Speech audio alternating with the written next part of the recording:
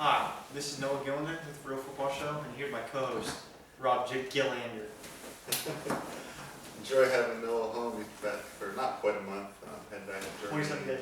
Yeah, heading back to Germany tomorrow to pursue his dream of becoming a professional football player. We've covered a few topics so far. Wanted to get into the World Cup. We talked about it before he left this summer.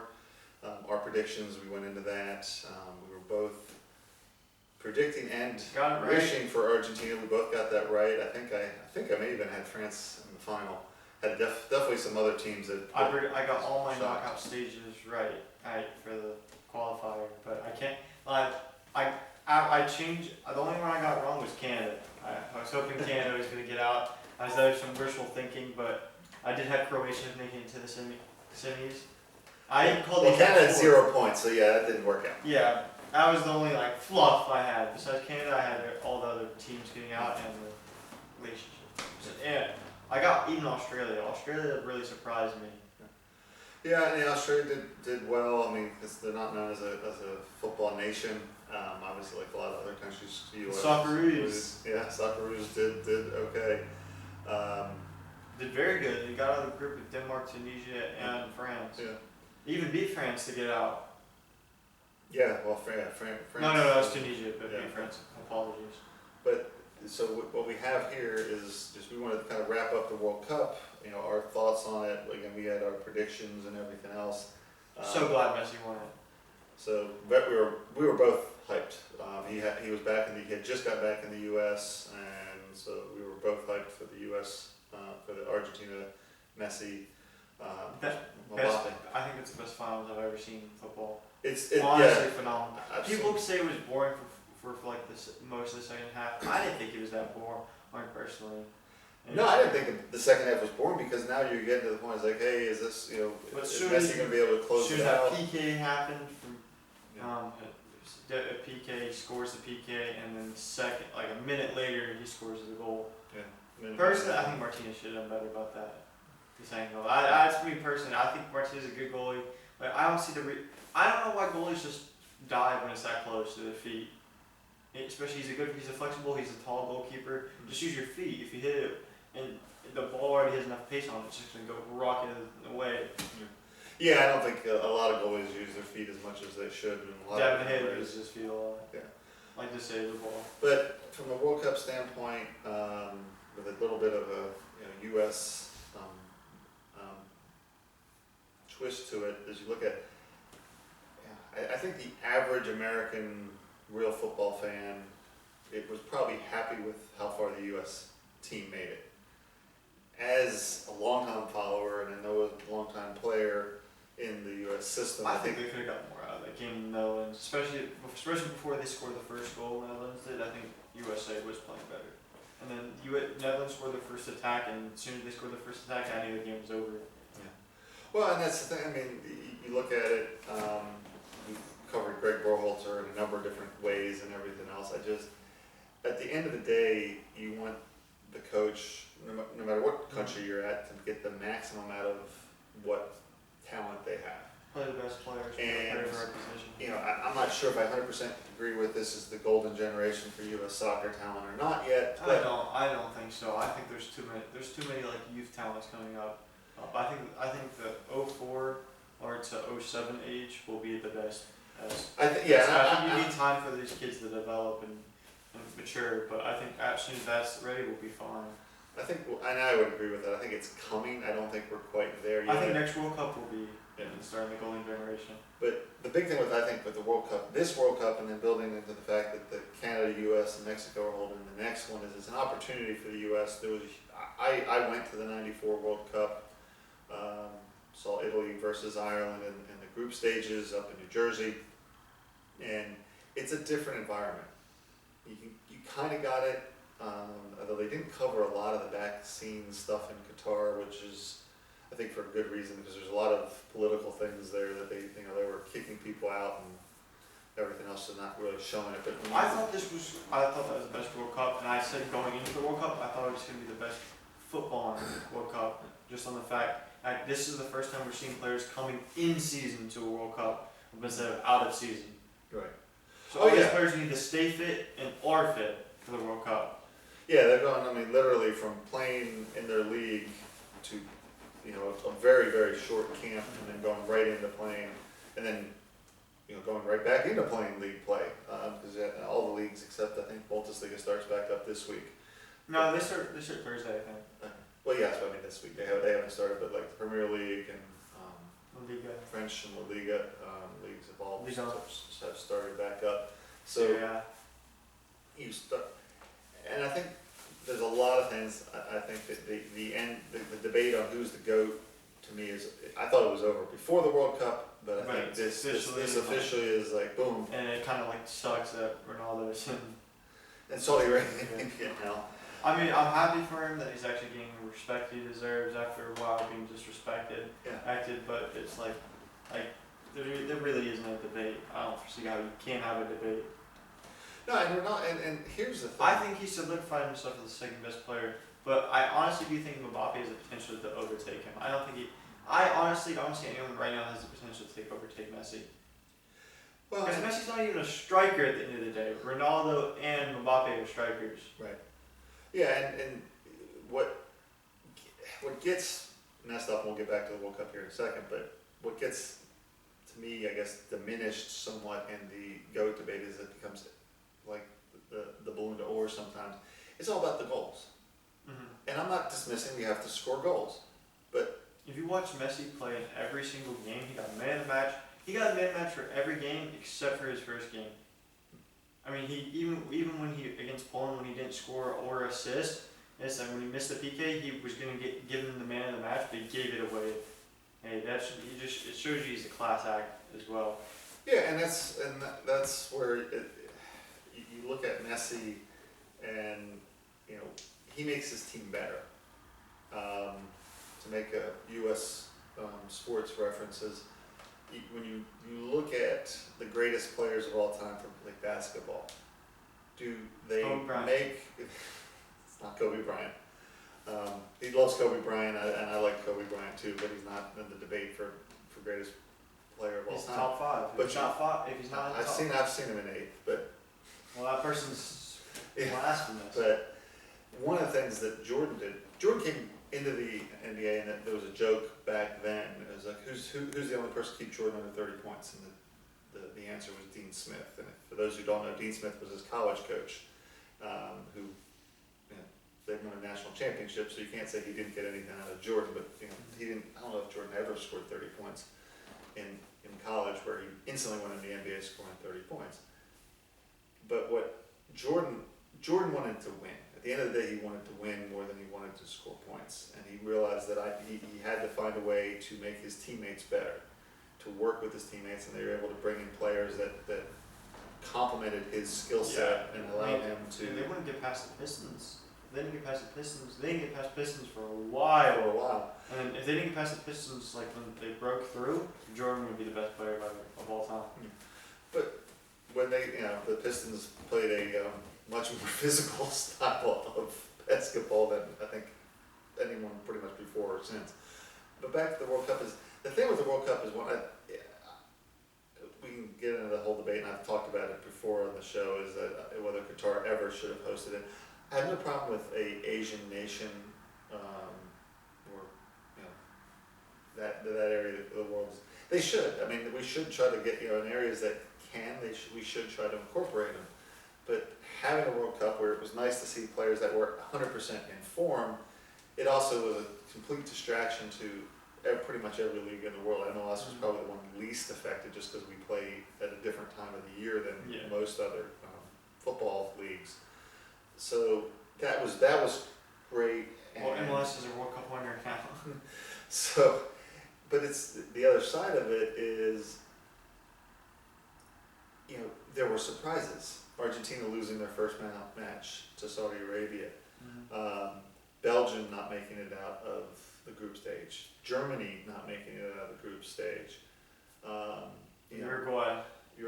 It's big, successful, countries. Brazil, had a little bit of a struggles, and then of course were eliminated sooner than they were the odds-on favorite to win for most pundits. And it was good to see, the players, I think as a whole, you saw a lot of the players, getting, you know, playing their best. I mean, I think that was the thing for me in the final over anything was you have two of the best, Messi, the best player of all time, Mbappe, the best player of his generation, at least at the moment, unless something happens, probably stays that way, in the final, playing well. I mean, that's sometimes you get to the final and Yes, that you great see- player has an off game or something. It's like both star players played their best. They played their best. They were at their best. I'm not Messi's. gonna. This might be a hot take, or people might accuse or criticize me. I don't think Mbappe played that good. He scored 2 PKs and a good goal. Don't get me wrong. Yeah. But before he scored the goal, he was not involved in the game. Even in overtime, he really was involved. He had like 4 shots the whole game. First half. Not you're involved. almost Second like, half where is he? until he had the PK, he was involved. Then had that good goal. Even in overtime, he really didn't do that much. No, and that's where you say it's like. And people actually watch the game and know what I mean. People would just look at the stats and they think, oh, he scored 3 goals. Right. No, he did. And in first half, they talked about it during the game. Is that where's Mbappe in this? And that can be the danger in being a forward. Is your job is to score, and if for whatever reason your team isn't getting the ball to you, or at least in a dangerous position, then you're not going to score, and you're not going to affect the game. That's one thing with Messi as kind of a hybrid forward midfield role is you look at Messi highlights, you'll see him going and bringing the ball from past midfield all the way up to the 18-yard box, or making great passes that open up teammates from deep, because he can. That's a role that he when he was younger he could dribble through people. Now that he's older, he has to be a little more selective in how many times he dribbles through people. But his vision and his ability to make passes are second to none, not only now but all time. Yeah. So he's able to affect the game more, even when he's as a forward type player, he's not getting the ball.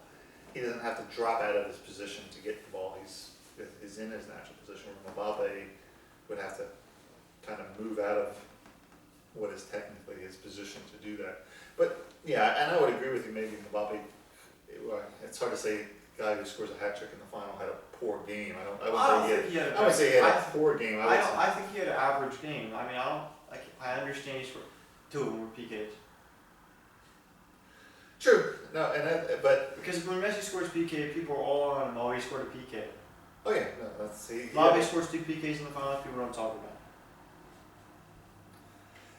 It's all about perspective. People want to hate on Messi. They want to hate on Messi because the fans of other players are looking for, what's the one fault we can find? And all of Ronaldo fans, Mbappe fans, and all of Ronaldo fans, Pele fans, and it's anything to discourage Messi. Listen, and I grew up as a Pele fan, and nothing. Pele just recently had passed away. He's one of the all-time great. He's one of the all-time great players. He absolutely kind of elevated football not only internationally but especially in the U.S. by coming here and playing in the old professional league Nassau here with the Cosmos. I still remember his last game with Cosmos and I remember his Brazil team were playing each other, and he played one half for the MLS team Cosmos and then one half for his old club, and that was probably one of the biggest U.S. soccer matches ever watched. I remember going out in the backyard with my uncle, and we didn't even play soccer because we watched the game together and kicking the ball around a little bit. But when you look at just Messi's effect and everything else, but the World Cup gave us great games, great plays, great storylines. Goals, assists. Yeah, I mean, I almost stay away from the political, just to what was on the field. The fans were crazy as well, yeah. Especially Morocco fans. Shout out Morocco. Morocco being the first team to ever make the semifinal of the World Cup as an African nation. It was truly a touching moment when they beat Portugal and also they beat Spain. No, and Morocco is a perfect example because the U.S. beat Morocco this back in 2022. Just before the World 3-0. 3-0, and then Morocco switched coaches, and with the coach switched styles. Ziyech came back because Ziyech said he retired, but when they switched coaches, he came back. And what Morocco's coach did is, getting back to what we talked about in other episodes, is He let his stars he shine. took the players he had, he looked at who he had, and who he had to play, and what can we do, and he wasn't going to be able to compete with Spain or Germany or Argentina or Brazil offensively. We're not going to be able to just go out, open up the game, and compete with them. What we can do is not allow goals and score when we can. And the one thing I'll get, having watched certain coaches who play that park the bus style, is when it's as a Manchester City fan, and then with some of the teams he follows, it's like we like that those teams that open it up and play and actually give them a chance to play. It's more fun to watch. I think it's as trying to build up U.S. soccer. That's how we're going to build it up as these teams. But when you have to win with who you have, sometimes they do. They have to park the bus. Yeah, or whatever. no, that's tournament football. And that's Tournament football. They're playing to win. Yeah, like Marino, and Marino would do it with a lot of his teams. And again, he did a lot of success with doing it that way. I guess the thing I saw from Morocco that I usually don't see from those park the bus, when Morocco went forward, they didn't go forward with 2 players. They went forward with 5 or 6, which in football, that's them. If They're going at it. They're going at it. When they had an opportunity, they sent players forward to try to take advantage of that opportunity, and they did. Yeah. And it's just like, so it's like, yeah, they're playing that defensive park the bus style, but when they had an opportunity, those players, they would fill, almost perfect from a coaching standpoint. You have a player running down the right wing, right wing, player down left wing, one in the center, and then 2 in the middle. And they'd be filling every role. So when when an opportunity came up, and they took advantage of it, they scored the goals they needed to score. They, the teams that they had to drag into penalty kicks, they dragged into penalty kicks and succeeded there. And 100%, it's great to see an African nation get to the semifinals and deserve it. 100% deserve it. They took the players they had. They took the chances they had and did it. I was hoping Asia could do better. 3 of their teams got to the knockout stage and they all got knocked out. And that's I honestly thought Japan was going to go through. right. I agree. I thought Japan played better than Croatia. And I think Japan's another one. I think they took, when you look at I guess the players that where the players on these teams play. England and France and Spain and Germany and Argentina and Brazil, all they have a lot of players playing at very high levels, both in their countries and in other countries. Japan, not so much. There's a few. There's quite a few. There's a few, but There's a lot of them. always they get a few in the Premier League. Yeah, but it's a few. It's not like, hey, here's our whole team. I mean, I think where there's you can have a lot of arguments on who was the biggest disappointment. I think to me, I'm not gonna lie. I don't think it's England, but I also think it's England. I would honestly. I understand they lost to France, but they played better that game and they did better, and they need to win that game. They missed the PK and whatnot. I'm not sure why. I honestly don't think Harry Kane should be taking PK against Lloris twice. Yeah, you can have a debate there because he succeeded and didn't succeed. And it's his teammate. It's his team. Yeah, and that's what my point is. I don't think you're taking a PK against your teammate, especially twice. Right. Well, yeah, he's going to know him better than anybody. So Yes. maybe we got to bring somebody else in. So and there's a good argument. Well, on both ways, but obviously in this case, looking back, hey, that's what we should have done. I mean, But I think looking at biggest disappointment, to me, it's got to be Germany. Germany would be one, and I think Spain's the other. And I think where Germany just failed, and I don't even know if you can know why. I think Spain, it was almost arrogance, because they announced their initial World Cup camp roster, and De Gea, who's one of the best goalies of all time, doesn't even make a cut of 4 or 5 goalies for that. De Gea, Kepa not there. Sergio Ramos not there. Thiago not there. Crazy. And it was, I think it's a question. We are so talented. I'm going to succeed leaving these players home. And look at me. And they say it didn't work. what's called, they practiced over 1,000 PKs or something like that, and they didn't make a single one. And again, this is arguably one of the richest football talent nations in the world, and they can't make a PK in a shootout, not one. And It's called Thiago and Ramos. Good at taking PKs. De Gea good at saving PKs right now. And that's It's just like. But I mean, because we were talking, he was in Germany when they announced the rosters, and he's got De Gea up on his poster on his wall at home, one of his favorite goalkeepers, and it's like, how do you? I'm not even saying he again. I know he's a little bit on the older side, but not that old. Number one, number two, he's carried Man United for years. I mean, Man United's made Champions League slots pretty much on the back of De Gea, saving them from 8-10 saves in certain games and big chances. Why do you not want him on your roster at least? Just the experience. Same thing for Ramos, is the experience. Yeah. I mean, there's no way Thiago's not better than one of the midfielders that's playing in the midfield. Yeah. It's a Barca midfield. He was playing Gavi, Pedri, and Sergio Busquets. He's definitely better than Sergio Busquets right now. He's definitely better than Gavi. You can have a debate about Pedri, but still, he's got experience, unlike Pedri and Gavi. Well, I guess here's my way of looking at that is if they could all of a sudden when they get left off, if you could say, hey, you can go play for any other country that's in the World Cup, pretty much any other country would have taken off for them. I mean, they were, again, not saying, France is replacing Lloris as their starting goalkeeper, but they'd probably take De Gea as a backup. Hey, if something happens, we got him.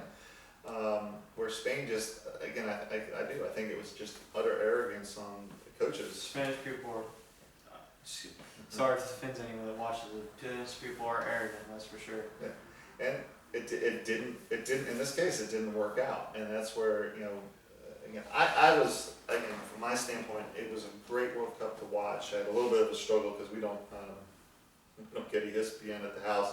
So I had to watch. The times were really bad for U.S. people as well. Yeah. I was thankful it was in Germany. It was very nice for me. Yeah, he was only 2 hours behind them. So they had a 10 p.m. game, he was watching at 8 p.m. done with his practice, done with dinner, so he could watch it easily. First would start at 9, then 11. Yeah. So it was a little early here. I'm sure there's some work days that got interrupted because of, no, it was 11, 2, 4, 8. But from the standpoint of, I don't think we could have asked much more from the World Cup. Again. I don't know what else you wanted. It had drama, had late minute winners, it had passion, it had storylines, it had Messi winning the World Cup, it had Ronaldo going out in tears, it had exits, it had upsets, it had everything you needed and everything you wanted. Goals, assists that were class, wonderful. Yeah. So. Controversy. There's always some controversy. But again, that wraps up the Real Football shows on World Cup. And then we'll be doing one more episode with Noah before he heads back to Germany.